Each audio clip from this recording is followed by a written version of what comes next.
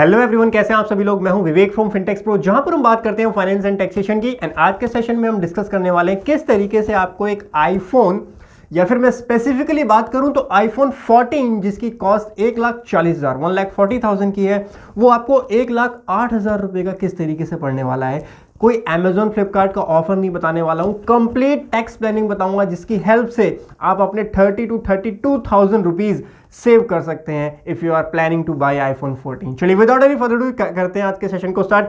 लेकिन session start करने से पहले ये वीडियो आपको मिलेगी मेरे पर्सनल चैनल विवेक अवस्थी पे, ना कि फिनटेक्स प्रो के ऊपर। नीचे आपको लिंक दिख रहा होगा, वहां पे मेरे पर्सनल चैनल विवेक अवस्थी पे जाकर के आप ये कंप्लीट वीडियो जरूर चेक कीजिएगा। तो मैं चलिए समझते हैं किस तरीके से आईफोन आपको पड़ने वाला है।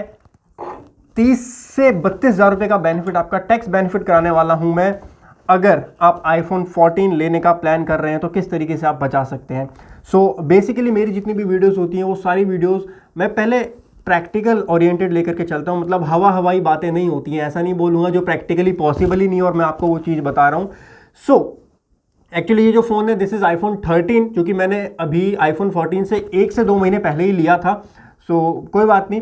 तब उस टाइम पे लिया था तो इस पे मैंने वो चीज़ अप्लाई करी और मैंने एक्चुअल में सेव किया है। मैंने जितना सेव किया आईफोन 13 के ऊपर, उसकी कैलकुलेशन मैंने अप्लाई की आईफोन 14 के ऊपर। एंड उस हिसाब से 30 to 32,000 की सेविंग आप कर सकते हो। किस तरीके से कर सकते हो, क्या कैलकुलेशन है सर, क्या बातें कर रहे हो, हवाई पागल बना रहे हो आप।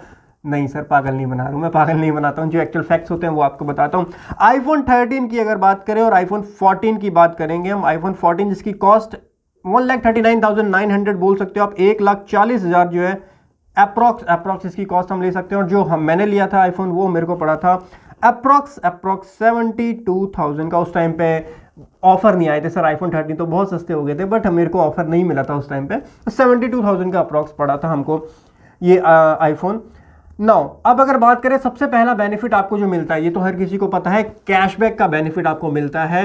HDFC ICI किसी भी क्रेडिट कार्ड से आप बाय करेंगे तो 13 पे जो मुझको उस टाइम पे मिला था 4,000 रुपये का कैशबैक, इंस्टेंट कैशबैक मुझको वहां पर मिला था। और आईफोन 14 पे अगर आप करेंगे तो HDFC का आपको मिल जाएगा 6,000 का। टर्म एंड कंडीशन एक बार चेक कर लीजिएगा, बट मिल जाएगा नॉर्मली अगर आपके पास CC क्रेडिट कार्ड है। आईफोन 14 पे आपको 6,000 का यहाँ पर सेविंग मिल जाएंगी। तो ये आपको कैशबैक मिल जाएगा, आपकी कैशबैक की सेविंग हो जाएंगी। ये सेविंग तो सर सबको पता होती है, क्या पागल बना रहे हो, ये तो सबको पता है कैशबैक मिल जाता है, तो ये कोई बेनिफिट थोड़ी हुआ। एक्चुअल में बेनिफिट बताओ क्या मिलेगा सर। दूसरा बेनिफिट सुन लीजिए, GST का बेनिफिट। GST जो लगता है हमारे आईफोन के ऊपर 18% GST चार्ज किया जाता है। 18% GST सर, 18% GST हम क्लेम कैसे कर सकते हैं। सर मेरा बिजनेस है, मेरा जो आईफोन यूज होता है वीडियो रिकॉर्ड करने के लिए होता है और कंप्लीटली 100% बिजनेस के लिए यूज होता है। क्या इसका जो GST है वो मैं क्लेम कर सकता हूँ? यस, बिल्कुल क्लेम कर सकता हूँ अपने बिजनेस के लिए। अगर मैं इस आईफोन का यूज कर रहा हूँ और एक्चुअल में मैं अपने बिजनेस के लिए ही इसका यूज कर रहा हूँ, तो मैं इसका पूरा का पूरा 18% जो GST होता है उसको क्लेम कर सकता हूँ और मेरा जो टैक्स आउटपुट टैक्स की लायबिलिटी बनेगी वो कम हो जाएगी। यानी GST की सेविंग कर सकता हूँ मैं। GST सेविंग, इसको मैं अगर नाम देना चाहूँ तो दे सकता हूँ। GST के अंदर जो मेरी सेविंग होगी यहाँ पर, वो मेरे वाले फोन पे मुझको हुई एक्चुअल में 10,981 और आगे कुछ पॉइंट्स भी हैं, उसको इग्नोर करते हैं। सो अप्रॉक्स 11,000 की सेविंग मेरे को यहां पर हुई GST की। और अगर आप आईफोन 14 लेंगे तो वहां पे आप GST की सेविंग कर सकते हैं 21,340। बट एक चीज ध्यान रखिएगा, आपको मोबाइल फोन्स का इनपुट टैक्स क्रेडिट GST में मिल जाता है, बट वो मोबाइल फोन आपके बिजनेस के लिए ही यूज होना चाहिए। ऐसा नहीं है आपने किसी को गिफ्ट किया या पर्सनल पर्पज के लिए आप यूज कर रहे हैं एंड उसका आप इनपुट क्लेम करेंगे। तो GST में इनपुट क्लेम करने के लिए ध्यान जरूर रखिए, और बिजनेस के लिए आपको यूज़ करना है वो मोबाइल फ़ोन, तभी आप उसका क्लेम कर सकते हैं। और मेरा मोबाइल फ़ोन बाबू बिजनेस के लिए यूज़ होता है, पर्सनल के लिए और दूसरा फ़ोन है मेरे पास जिसका इनपुट मैं क्लेम नहीं करता। परफेक्ट सर, ये तो बात हो गई। तो GST का इनपुट भी चलो सबको पता होता है। एक और सेविंग होती है सर, ये जो आईफोन है ना, ये मेरे बिजनेस की एक असेट बन चुकी है। मोबाइल फोन मेरे बिजनेस की एक असेट बन चुकी है। जब बिजनेस की एक असेट बन चुकी है तो मेरी बैलेंस शीट की असेट साइड में ही आ रही होगी। और इनकम टैक्स एक्ट का सेक्शन 32 बोलता है कि आपको डेप्रिसिएशन क्लेम करना मैंडेटरी है। सर आईफोन या फिर किसी भी मोबाइल फोन के ऊपर कितना डेप्रिसिएशन मिलता है? 15% का डेप्रिसिएशन मैं इनकम टैक्स के अंदर क्लेम करूंगा। यानी 18% मैंने सेव कर लिया GST के अंदर, और सेविंग में कुछ करूंगा अपनी इनकम टैक्स के अंदर। तो इनकम टैक्स के अंदर किस तरीके से सेविंग होगी पहले मैं आपको बता देता हूं। वैसे मैंने कैलकुलेट किया हुआ है। तो इनकम टैक्स की अगर मैं सेविंग की बात करूं, इनकम टैक्स की सेविंग की बात करूं, तो लेट सपोज एग्जांपल के लिए मान लेते हैं, अगर एग्जांपल के लिए नहीं, वैसे मैं 20% ब्रैकेट में फॉल करता हूं। ये जो एग्जांपल है ना, ये एग्जांपल नहीं है, ये एक्चुअली मैं अपना ही केस बता रहा हूँ, मैंने किस तरीके से सेव किया आईफोन 13 के ऊपर। तो आप चेक कीजिएगा कितना मैंने आईफोन 13 के ऊपर जो है सेव किया है।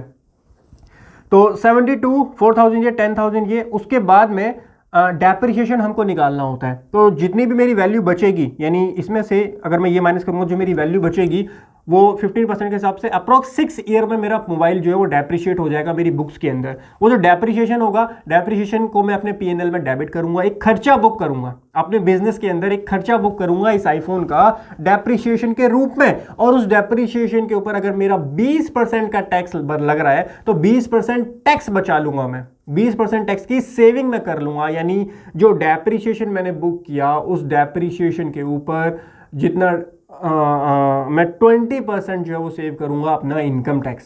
तो इसकी कैलकुलेशन कैसे होगी ध्यान से देखिएगा यहाँ पे। लेकिन आपको एक चीज़, जो इनकम टैक्स में आपको बेनिफिट मिलेगा ना, वो ओवर द पीरियड मिलेगा, ओवर 6 ईयर्स मिलेगा। तो पूरा बेनिफिट मुझको अभी ये नहीं मिला है, लेकिन फ्यूचर में इसका बेनिफिट मेरे को 5-6 साल में मिलेगा। 6 ईयर्स के अंदर मुझे इसका बेनिफिट मिलेगा, क्योंकि डेप्रिसिएशन में 1 साल में क्लेम नहीं करूंगा। पॉइंट को समझो, थोड़ा इनकम टैक्स समझाता हूं आपको। तो मेरी जो असेट की वैल्यू बनेगी वो 72,000 तो एमआरपी थी, माइनस जीएसटी करेंगे 11,000 कर लेते हैं इजी कैलकुलेशन के लिए। तो यहाँ पे इसमें से आप ये माइनस करेंगे तो इसमें आपका आ जाएगा 61,000 जो है वो डेप्रिशिएट होगा। 61,000 इन बुक्स के अंदर मेरा डेप्रिशिएट होगा ओवर 6 ईयर, अप्रॉक्स 6 ईयर्स के अंदर ये मेरा डेप्रिशिएट हो जाएगा। और डेप्रिशिएट जब होगा तो ये पूरा का पूरा मेरे खर्चे की तरह ट्रीट किया जाएगा। अब खर्चा अगर मैं कोई क्लेम कर रहा हूं, मैं 20% टैक्स ब्रैकेट में फॉल करता हूं। कौन से वाले में? 20%, यानी 20% टैक्स भी बच जाएगा मेरा, इसका 20% बचेगा।